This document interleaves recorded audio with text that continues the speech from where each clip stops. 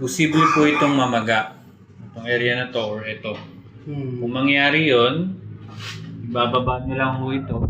So, monitor for any drug reaction, monitor din temperature, maganda ma-confine. So yung referral na binigay natin, maganda magamit po natin yun. Fortunately, sa current condition niya, since apektado na yung atay at kidney, mataas din infection, prognosis niya is poor.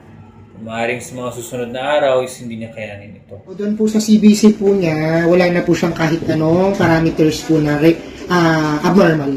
So wala na po siyang infection, normal po ang platelet, hindi rin po siya anemic. Tapos doon po sa kanyang blood chemistry, noong April 21 po, sobrang elevated po ng mga parameters po niya sa liver, tsaka po kidney. So ngayon po, yung mga specific parameters po sa liver, like yung, hindi naman po specific, yung ALT, from 1,100 po, ang normal po natin pinaka-upper limit po is 212, yung kanya po ngayon ay 366 na po. So mataas pa rin po, pero hindi na po siya considered as alarming po.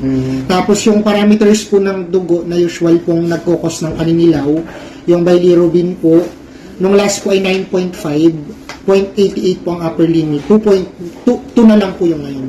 So makakakita pa rin po tayo ng paninilaw dahil mataas pa rin po siya, pero malaki na po yung binaba. Tapos yung mga parameters din po natin for liver at gallbladder, from more than 110 po na pinaka-upper limit na kayang i-detect po ng machine namin, bumalik na po siya sa normal.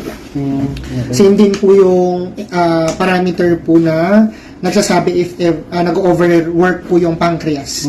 Yung involved din po ito sa normal na digestion.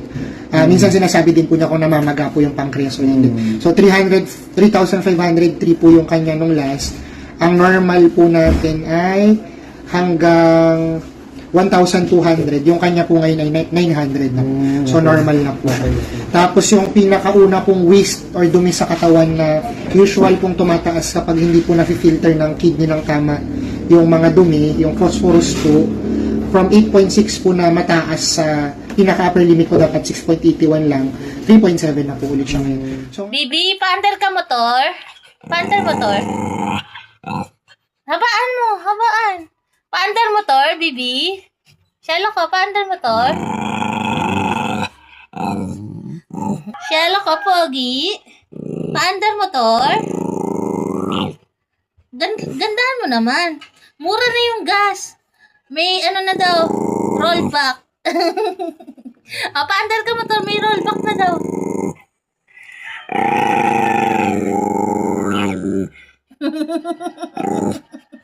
May rollback na eh. Very good, baby. Very good, Shelo ko. Very good si Shelo ko. Thank you, Lord, sa pangatlong buhay ng aming baby, Shelo. Thank you po, Lord.